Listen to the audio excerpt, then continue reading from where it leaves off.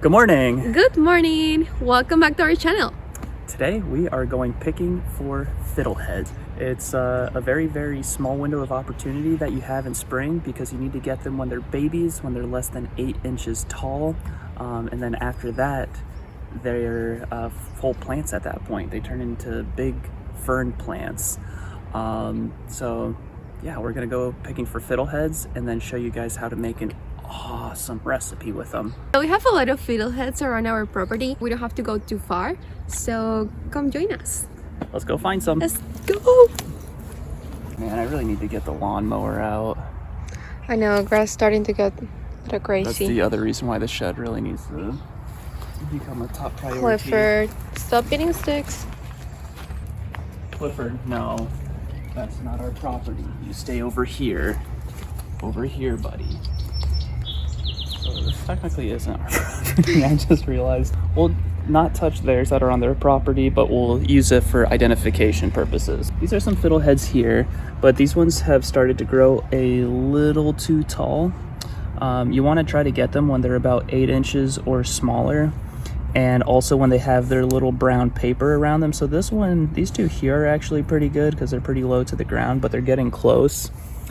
And then eventually these fiddleheads will fully open up, which I don't see any that are fully open yet around here. I did see some down by the river. Actually, this is probably the closest one here. So once they get a little bigger, they'll kind of unravel and open up and then turn into big plants. So we already picked some fiddleheads actually last week, and we made a delicious recipe which we'll share with you guys later, and we're hoping that we'll still be able to find some. Like I said, it's a very small window of opportunity. You don't have a lot of time, only a couple of weeks generally if you're lucky. So these ones are definitely too far gone for us to pick, so we're gonna have to do some digging to try to find some that are still good. Let's go. Let's hope we find some. We find some more. Yeah, this is literally right next to the house. The house is right there. This is awesome. Now Clifford is demonstrating something that we need to share. I don't know about dogs, maybe dogs can eat them raw, but you do not want to eat these raw. All caps, do not eat these raw. They're not poisonous, but they are not very good on your stomach if you don't cook them first. So definitely don't eat these raw. Make sure you cook them first.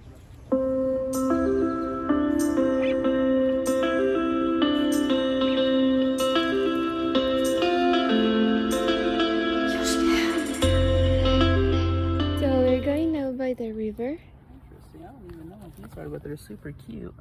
Oh, they almost look like baby baby Christmas trees, right? Yeah. I have to look that up. Here, these ones are gone already. Clifford's literally eating one. Yeah, Clifford's. Because he saw us picking some, he thinks now like, oh yeah, mommy and daddy are picking them. I'm gonna pick them too. So now we're down by the river, and these ones are perfect. These are like nice and low but fat. Sometimes when they're still low to the ground, they're a little small. Nice U shape, nice coil, still has a little paper on it.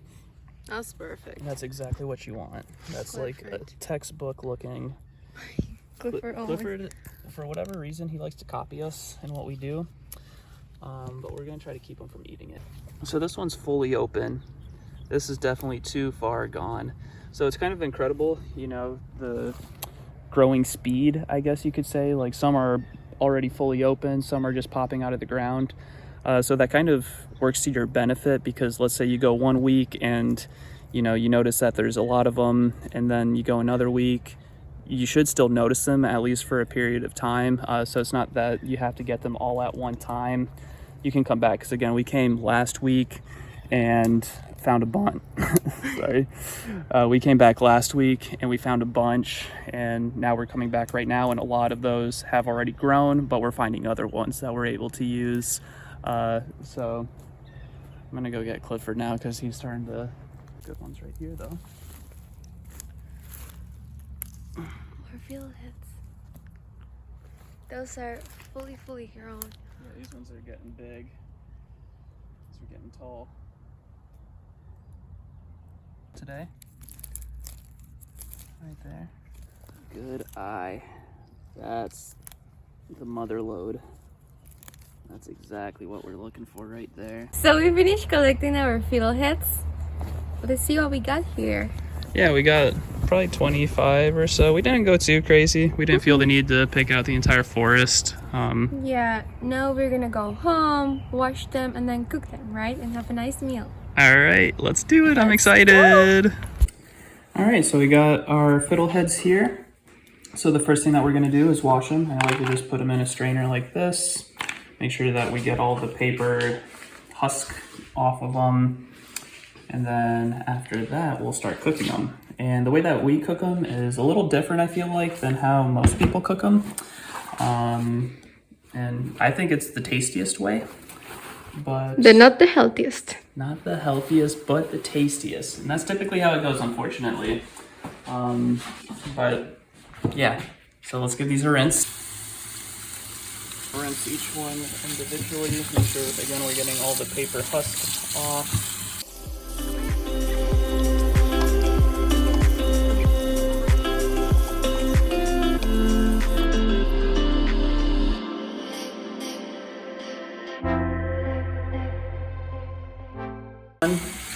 Again, these are coming from the outdoors, so it's possible that you might find an insect on it, but I guess that's normal if you have a garden.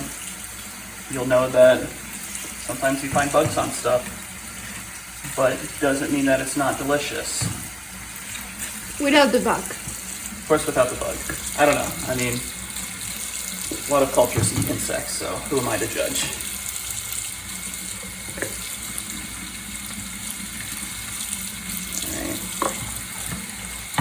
Done getting all the paper husks off here. Turn off that water for a moment. So we're gonna get some water boiling now that we have our fiddleheads cleaned. To save time, you could also start boiling your water as you're cleaning your fiddlehead so that you don't have to wait on it, but it'll just take a minute, so no big deal. And then we'll move on to the next step.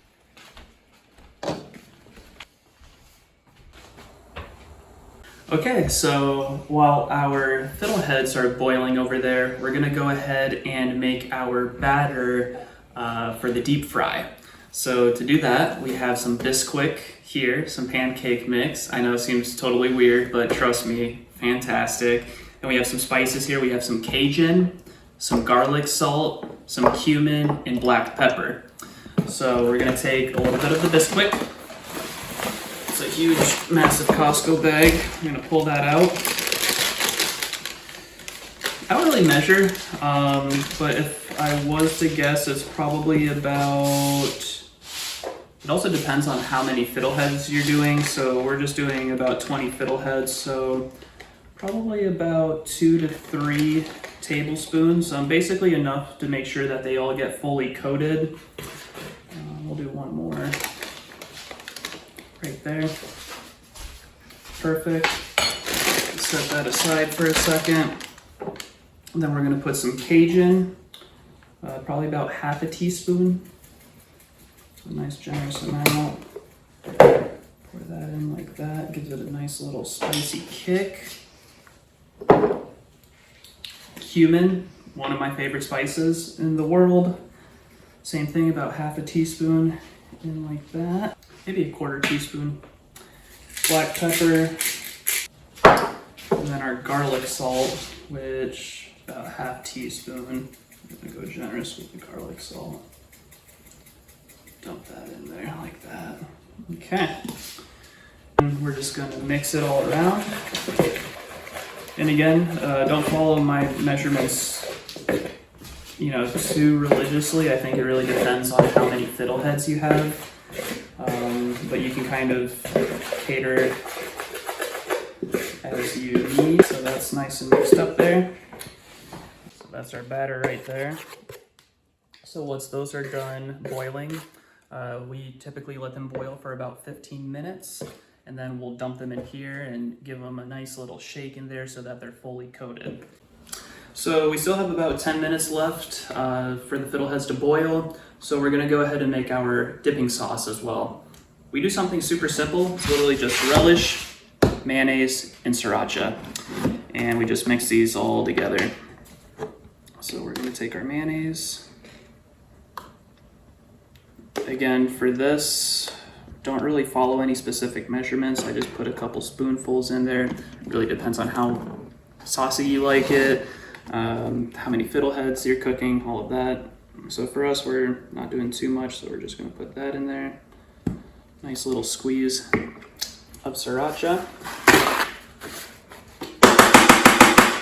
Gonna go wash this spoon for a second because don't want to cross-contaminate, and then we're gonna put some relish in here. Okay, so about that amount of relish for this dipping sauce here. Just dump that in, looks like that. And we're just gonna mix it all together. Just like that. And you can taste it. You know, if it needs a little bit more relish, put some more relish. If it needs some more mayonnaise, put some more mayonnaise. If you like it more spicy, add more sriracha. But yeah, I find that those three ingredients together make a super simple but delicious, absolutely delicious dipping sauce. Give that a little taste. Perfect. Good to go.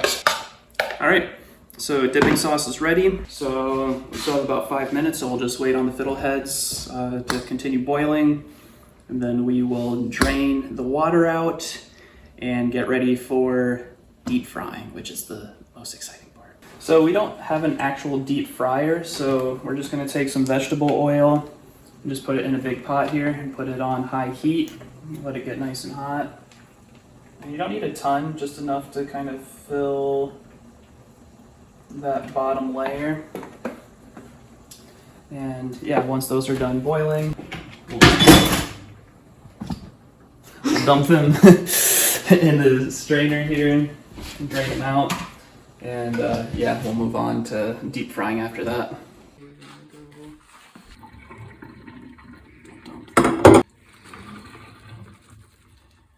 So there they are. All right, so we just dumped them in here. Just giving them a nice shake around. See them getting nice and covered by our batter. There, we want them fully covered. Smells kind of fishy in here, doesn't it? Why? We fried fish yesterday, and we did fish tacos, which turned out super tasty. That's going to be another video. We'd like to do some catch and cooks, where we literally caught our own fish, then made fish tacos out of it. It's pretty awesome. Turned out really good.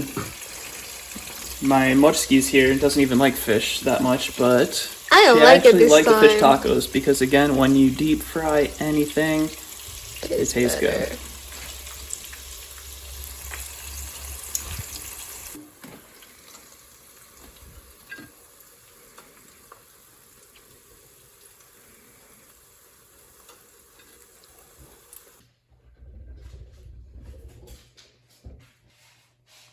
So this is how our fiddleheads turn out.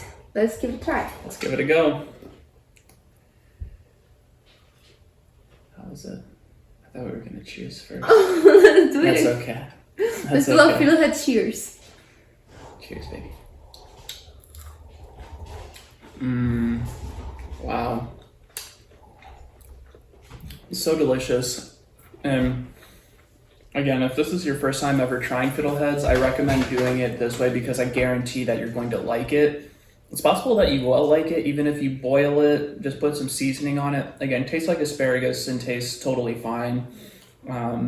These are like French fries. This does kind of taste like French fries. I mean, when you deep fry anything, it just, I don't know, it ends up tasting really, really good. So thank you so much for watching. This is Camila. This is Sean, and this is Clifford. And we are the Crossstand. So see you in the next episode. Bye. Let's try one more. And with cheers. Okay. Wait. It broke. Cheers, baby. Cheers. So good. We're gonna have to go get more fiddleheads before they all disappear.